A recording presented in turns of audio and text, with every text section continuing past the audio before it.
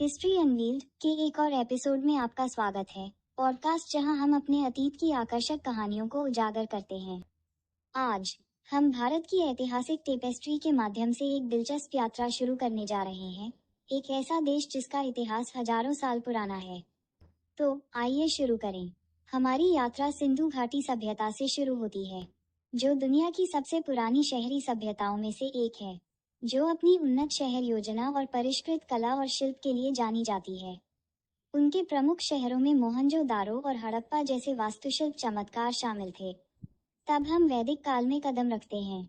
यह वह समय था जब इंडो आर्यों ने हिंदू धर्म के सबसे पुराने ग्रंथ वेदों की रचना की, जिसमें 4 सामाजिक वर्गों में विभाजित समाज की नींव रखी गई और धर्म या कर्तव्य की अवधारणा को पेश किया गया।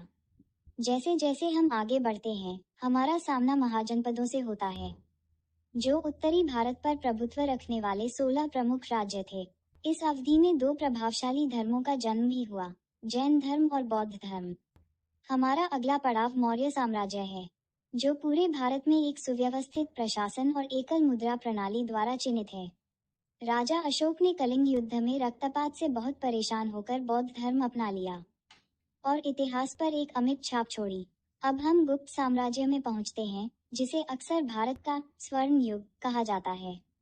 ये काल कला, विज्ञान, प्रौद्योगिकी, साहित्य और दर्शन में व्यापक उपलब्धियों का काल था।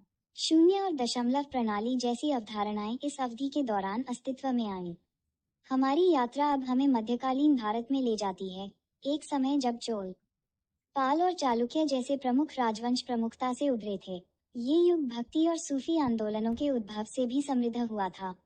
अब हम दिल्ली सल्तनत में पहुंच गए हैं, जो भारतीय परिदृश्य में इस्लामी कानून, वास्तुकला और संस्कृति की शुरुआत की विशेषता वाला काल था। इस अवधि के दौरान 5 राजवंशों ने दिल्ली पर शासन किया। इसके बाद हम बाबर द्वारा स्थापित मुगल साम्राज्य की भव्यता को देखते हैं। ताजमहल जैसे वास्तुशिल्प चमत्कार और भारतीय और फारसी संस्कृतियों के मिश्रण के लिए जाना जाता है। मुगल काल ने भारत के सांस्कृतिक लोकाचार पर एक स्थायी छाप छोड़ी। हमारी यात्रा अब हमें औपनिवेशिक युग में ले आती है। वास्को डी गामा के आगमन के साथ शुरू होकर भारत औपनिवेशिक शक्तियों के लिए एक युद्ध का मैदान बन गया।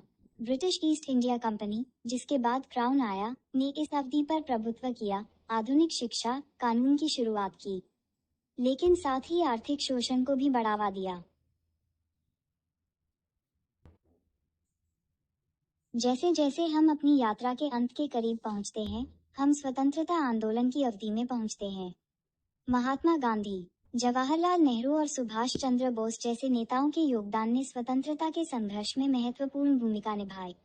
आखिरकार हम स्वतंत्रता के बाद के भारत में पहुंच गए, जो भारत और पाकिस्तान में दुखद विभाजन, 1950 में संविधान को अपनाने, सामाजिक आर्थिक सुधार, पड़ोसी देशों के साथ युद्ध और विकास और शासन की निरंतर चुनौतियों से चिन्हित था।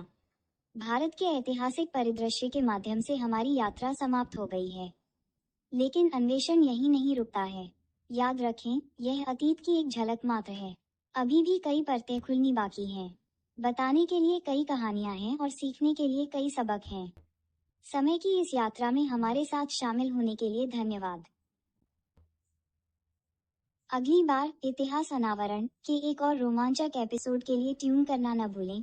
तब तक खोज करते रहें, सीखते रहें और जिज्ञासु बने रहें।